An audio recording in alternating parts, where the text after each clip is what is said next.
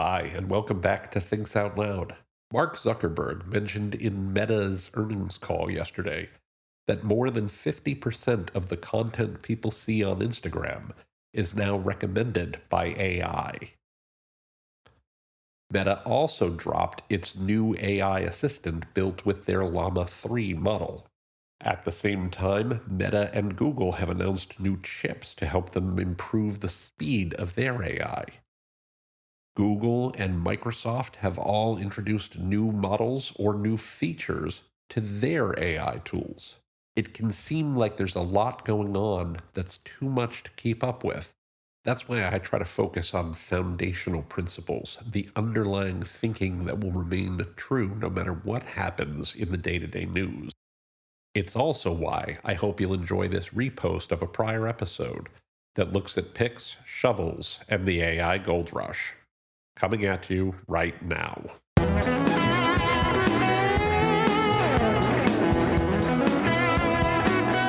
Welcome to Thinks Out Loud, your source for all the digital expertise your business needs. Well, hello again, big thinkers, and welcome back to Thinks Out Loud, your source for all the digital expertise your business needs.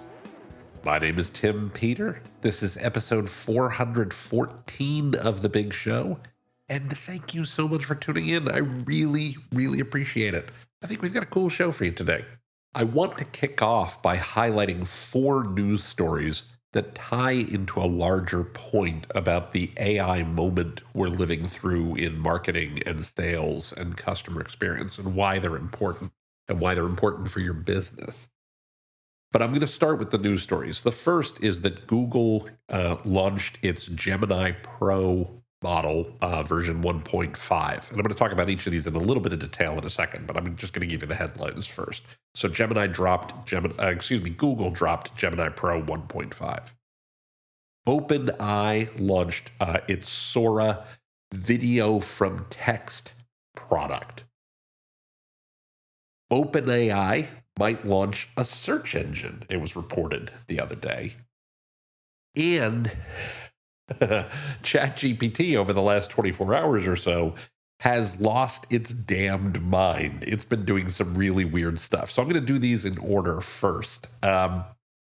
First, Google dropped Gemini Pro 1.5. This is a very, very cool tool. It's their ChatGPT or GPT-4 competitor. It's very, very cool. It can do things like multimodal analysis, so you can feed it text or images or audio. And its big enhancement relative to something like GPT-4 is that it can input up to 1 million tokens. That's roughly 70,000 words of text or about an hour of video, which is pretty extraordinary because you can then do some things with that material in memory that can't really be done any other way. The tech under the hood gets a little complex. There's other ways to accomplish the same thing, but having a larger token set is impressive in its own right and opens up some possibilities that haven't existed before. For instance, you could upload immense amount of data into memory and have it analyze that data rather than doing it a piece at a time, so you can get a better sense of the big picture. That's really, really cool. And something that is very hard for people other than Google to do because it requires A, enormous processing power, and B, it's pretty expensive in terms of running the damn thing. So that's kind of a big deal. And something that, a startup like OpenAI may have more problems with. Yes, Microsoft could probably do it. Yes, Amazon could probably do it. But the number of companies that can actually pull this off besides those big 3 is vanishingly small. One of the things that I think is important here is Benedict Evans noted in his newsletter. He said it's pretty clear that ChatGPT or OpenAI is not going to be the only company with, quote, the best models, unquote. There's a very real competition going on here between OpenAI and Google and Microsoft and probably Amazon and probably Facebook for who is the best AI out there, and that's something that's going to play out over time. Now, of course, OpenAI hasn't been sitting still the last couple of weeks. One, they launched Sora. Sora is so cool. I've played with it a little bit. You feed it a line of text, and it can output video, and the videos are remarkable. Also, like we saw with image generation with the early versions of Dolly or Midjourney, they can be genuinely weird and disturbing. But when's the last time you heard people talk about images being AI generated images being weird and disturbing? Now they're mostly pretty good. And that's only taken a few years. So I'm more interested in what Sora represents over the long term than what it is today. And what it is over the long term is video accessible to everybody relatively inexpensively. More on that in a minute. The third news story, and the one that's sort of the centerpiece of this whole episode this week, is that there's a news story. The information reported that OpenAI might launch a search engine. I shared this on LinkedIn, and what I said at the time was, this is a major development with broad implications for businesses that get a significant portion of their website traffic from Google. Whether it's organic search, paid search, meta search, local search, etc., any loss in Google's market share could impact your revenue. This doesn't mean Google is going away or that they'll fail, but the potential market shift could have long-term effects. I mean, when's the last time we cared about a new competitor to Google, right? It's been a minute. So this could have a lot of effects on you in the longer term. And it's something I've talked about here quite a bit over the last few years. So I'm not going to belabor the point now, but I will come back to it a little bit later. The last news story I want to talk about is that ChatGPT did some weird stuff over the last 24 hours. I don't know if it's still going on. I don't know if it has been corrected yet. What I do know is that this thing has been doing some weird, wacky stuff. I asked it to, last night when I heard that this was going on, I asked ChatGPT for its take on how OpenAI's potential new search engine could affect the market. And the first chunk it replied with was perfectly fine, perfectly normal. However, when it got to its fifth point, it started going off the rails in a weird way. And so I'm going to read you a lengthy excerpt. This is a quote from ChatGPT, starting with item 5. Caveats to unbridled growth and self-correction. The very appeal of every neo-tech market headliner is its scale and insatiability. First, will there be youth in all azure-titted cubes, or perhaps governance, ethics, and disenfranchised auditoriums could hard-stop correctly any singular surf logic, perhaps right-sizing to several bookhouse keepers? 6. Future model policies and strategic legislation. New teleco landscapes or great shadowing lanes of e-clearance and host source munitioning personally might take traffic abreast anchoring light to algorithmic pendants. Unquote. I'm sorry, what? I want to be very clear. You're not having a stroke as you're listening to that. I'm not having a stroke as I'm saying it. But it sure seems like ChatGPT was. What in the world? I have to give you one more line that said, for those of you who are listening to this while you're driving in your car or something, I do apologize. I don't mean to make you drive off the road or whatever. But its last line said, the Sears pipe calls for acceptance of not unusual throw, but swift strategics, genius incrementals, and earth-spin grit to not just take, but throw a Mills engine in case. What? Now, look, we all know that artificial intelligence, the generative AI tools, can experience what are called hallucinations. I've not seen any of the text tools hallucinate this badly in a pretty good while. Like, this is nutty. And last I knew, as of 10 o'clock in the morning on Wednesday, February 21st, 2024, this was still going on some of the time, which brings me to a smaller point I want to get here. Now, I have said for some time that ChatGPT faces an uphill climb. I've talked about the threats to Google a lot, but I haven't always talked as much about the threats to Bing, Microsoft, and ChatGPT. They absolutely could lose. I wrote in an article for Hospitality Net a year ago. This is a quote from the article. With no disrespect intended to Microsoft and Bing, they haven't found a way to bump Google from its throne despite decades of experience in the search market.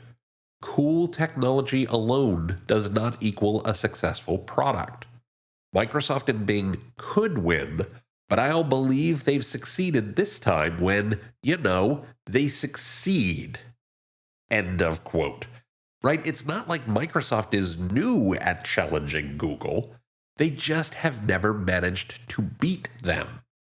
And as we're just seeing with this nonsense that occurred, that's kind of a sign of why this is so hard, right? ChatGPT has been doing great up until today or yesterday, and who knows what this is going to do to them.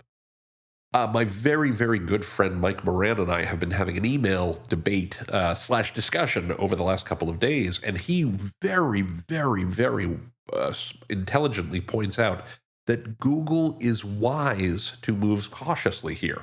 They are the dominant brand. They have the most to lose if it goes wrong, potentially more than they have to win if it goes right.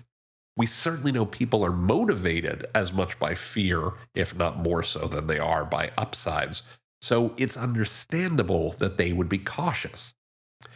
I have some specific issues when I talk about Google's lack of vision, that they're not communicating that caution well, in my view. But maybe other people feel differently. And this is certainly a sign of why you want to move cautiously if you're Google. By the way, I want to make a quick aside about Microsoft's position in the space at the moment. Again, some of this comes from my friend Mike Moran, who's, despite the massive investments that Microsoft has made in OpenAI, they don't own the company and they don't control the company. Now, I've heard arguments from a number of people that suggest this is a benefit for Microsoft. They get all the benefits of OpenAI's models. They're only responsible for part of the cost, and they're very much isolated from brand risk during periods when ChatGPT does something like, losing its damned mind. Right? If their products are isolated from that, that's no harm to them. There are also strong arguments to be made, some of these from my friend Mike, that talk about why this is bad for Microsoft. Yeah, they influence the product, but they don't control it. In other words, OpenAI probably listens to Microsoft, but they're going to do what's best for their business. It reminds me of a lesson I learned years ago about joint ventures between big companies. The joint venture has to exist for the benefit of the child, the joint venture itself, not the benefit of its parents, the companies that are jointly partnered on this thing. I led a joint venture between a hotel company and a group of outside investors, and we often struggled to move forward on things because each owner wanted different things that they felt were best for their businesses, not necessarily what was best for the business they'd invested in that I was running. It can be really, really icky and frustrating if you have to deal with it every day. Trust me, this one I know. In any case, Microsoft is playing a very different game than Google, and it's going to be interesting how this shakes out over the intermediate term, right? The benefits might turn out to be benefits. The downsides might turn out to be downsides. Probably a little bit of both, but we're going to have to see what happens there. We know for sure that it's going to be a different reality than what Google's going through. And just to close the loop on why Google is so tough to beat, as I posted in a comment on that LinkedIn thread I referenced earlier, I doubt Google loses right away, if at all. Not only do they have as much or more data than anyone else, they've got immense amount of processing horsepower available, a generally great brand, oh, and a war chest of more than $100 billion in cash on hand. By the way, that's billion with a B. That's a lot of money. They're going to be really tough to unseat. Okay, so I said that these four news stories all had one common theme. And the common theme, the thing that I think you should be taking away from this, is the pace of innovation that we're seeing, and specifically the pace of technology innovation. I'm putting emphasis on the words technology innovation because we haven't yet seen innovation in business practices or business models.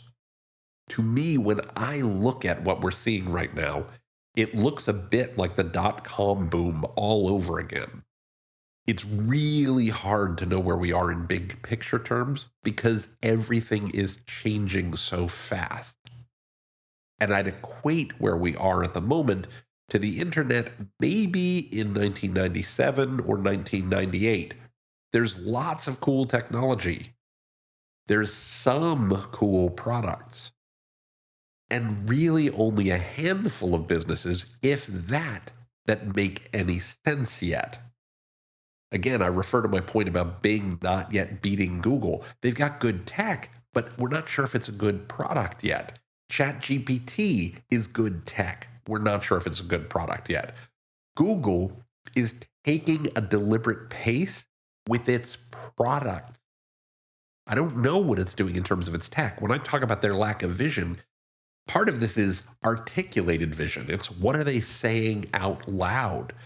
Maybe the product ideas they have are phenomenal, but they haven't talked about them yet. They're still talking about the tech. Now, just to be clear, I said earlier, and I'm going to say this again, good technology does not equal a good product. That's the place where many companies have failed. And we saw this a ton during the dot-com boom, right? There was a company called pets.com that essentially today is Chewy. But what they hadn't figured out was how do we actually deliver things like dog food economically? And so they burned through a ton of money and went out of business. There were companies like, flues.com that was digital currency. There were companies like, who am I trying to think of right now? Webvan that did grocery delivery, right? All of these are things that exist today, but not the companies because they didn't figure out how to make a business out of what they were offering. Yes, Google brought in really great search products, but also they brought in a really great business model with their ads and with AdSense, with AdWords, because that actually paid for all this and has made them an incredibly successful business. We'll see whether Microsoft or OpenAI is able to monetize generative AI in the way that Google monetized search and is able to turn it into a business in the same way. Right now, we just don't know. So that's something you really want to be clear about. The other reason that right now it's tough to predict exactly where we are is things are moving so fast. My analogy that right now we're in 1997 or 1998 is we don't know if next year is going to be 1999 or if it's going to be 2004 or if it's going to be 2011, right? Things are just changing that fast. What's definitely true is that we are in a gold rush right now. And as you all know, in a gold rush, the big winners are the people who sell picks and shovels. So when we start to think about who's likely to win in the AI moment or wherever we end up with AI, at least for now, the big winners are the folks you would expect it is. It's OpenAI, it's Microsoft, it's Google, it's Amazon, right? It's the people I was talking about over the last couple of weeks. I've been slagging Google like crazy. They're also not exactly, collapsing under their own weight. My point has not been that Google will fail. My point is that they don't have as clearly articulated a vision as the other folks out there. And if they fail, that there is a playbook by which that's going to occur that they appear to be following. We'll see if that holds true, right? They're still in a very, very, very powerful position. They have long since figured out how to productize cool technology. And it's very clear that Microsoft has a clear vision of how to do that. And I think it's pretty clear that OpenAI and Amazon have a pretty clear way of how to do that. So we're going to see the dominant players probably remain dominant. The threat to Google specifically, and I'm going to repeat something I said the other day, is that every time a customer uses any tool to search, so a developer uses GitHub Copilot, a shopper uses Amazon's Rufus, a marketer uses Microsoft 365 Copilot, a product manager riffs on an idea in ChatGPT, a writer uses Perplexity or Claude, or so on. That's potentially a lost click for Google and lost revenues for Google. But notice what I said there. For the most part, I'm talking about Microsoft. I'm talking about Amazon. I'm talking about Microsoft. I'm talking about OpenAI. Yeah, Perplexity and Claude are new and could come out and be big winners in the longer term. But they're still a lot bigger than folks who are putting AI into their products and services, right? You would expect Adobe's going to be fine. You would expect that Salesforce is going to be fine. The people selling picks and shovels are the ones who are going to win, at least in the near term. Some of the folks who are out there right now with cool technology are going to end up being tomorrow's pets.com or tomorrow's webvan. That's the reality that we're facing. And until things shake out a little more, I would still bet on the people who hold the picks and shovels. Which brings me to my largest point, and the one that I talk about all the time, which you've heard me say a million times on this show, that gatekeepers gonna gate. Notice who we're talking about in this. We're talking about the big tech folks. We're talking about the folks who are gatekeepers to you. And we're talking about the folks who get between you and your customer pretty much all the time.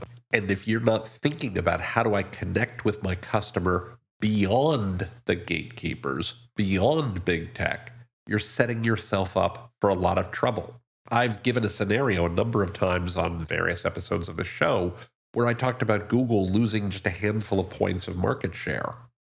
If you think about it, search that comes in at the top of funnel, information of search, means that's 5% of site visitors you can't retarget. It means your email list doesn't grow as fast. It means your ABM campaigns have less data to build from. It means that either you have to spend more to attract awareness and interest in your product or service, or you have to place your product on places like Amazon or Google Product Search or somewhere else. In either case, you're spending money with big tech. They win, you lose, at least a little. I think of companies I've worked with that get at least 5% of traffic from informational search that I'm reasonably confident turned into revenue later. Certainly a lot more than 5% of traffic, and probably at least a bit more than 5% of revenue. And it doesn't matter whether you're a $1 billion company or a $10 million company, 5% at minimum is still a lot of money. Nobody likes telling their boss that they missed forecasts, even by, as little as 5%. It's not a good place to be. So it comes back to, how are you building connections with your customers independent of big tech? How are you building connections with customers so that regardless of whether they're using search or they're using AI or they're using whatever else comes down the pike someday, they still are looking for you. They are still connecting with you. They are still engaging with your brand and your business in a way that works for you. Because the other thing that we know about gold rushes is sometimes they're busts at the end. And you don't want to be the one holding a bunch of picks and shovels that you no longer need and having to turn back to the same company store you bought them from, trying to find the next thing that will help you dig for gold. That's a losing strategy in the long term, and one that you absolutely want to avoid, no matter what next week's headlines happen to be. So we've had a really cool week for big tech. We've had a really cool week in AI. There have been lots of amazing news stories. So yeah, cool technology is really cool. Cool products are better, and cool businesses are best of all. If we're in a gold rush, try to make sure you're selling picks and shovels at least to your customers so that they go looking for you and you end up being a cool business no matter what happens with tech or the news around it. Now, looking at the clock on the wall, we are out of time for this week. I want to remind you that you can find the show notes for this episode, as well as an archive of all past episodes, by going to timpeter.com/podcast. Again, that's timpeter.com/podcast. Just look for episode 414. Don't forget that you can click on the subscribe link in any of the episodes that you find there to have Thinks Out Loud delivered to your favorite podcatcher every single week. You can also find Thinks Out Loud on Apple Podcasts, Spotify, YouTube Music, anywhere fine podcasts are found. I would also very much appreciate it if you could provide a positive rating or review for the show whenever you use one of those services. If you like what you hear on Things Out Loud, if you enjoy what we talk about, if you like being part of the community that we're building here, please give us a positive rating or review. Reviews help other listeners find the podcast. Reviews help other listeners understand what Thinks Out Loud is all about. They help to build our community, and they mean the world to me. So thank you so much for doing that. I very, very much appreciate it. You can also find Thinks Out Loud on LinkedIn by going to linkedin.com/TimPeterAndAssociates. You can find me on Twitter or X or whatever you want to call it this week by using the Twitter handle @TCPeter. And of course, you can email me by sending an email to podcast@timpeter.com. Again, that's podcast@timpeter.com. Finally, and I know I say this every single week, I do truly want you to know how thrilled I am that you keep listening to what we do here. It means so much to me. You are the reason we do this show. You're the reason that Thinks Out Loud happens every single week. So please, keep your messages coming on LinkedIn. Keep hitting me up on Twitter, sending things via email. I love getting a chance to talk with you, to hear what's going on in your world, and to learn how we can do a better job building on the types of content and community and information and insights that work for you and work for your business. So with all that said, I hope you have a fantastic rest of your day. I hope you have a wonderful week ahead, and I will look forward to speaking with you here on Thinks Out Loud next time. Until then, please be well, be safe, and as always, take care, everybody.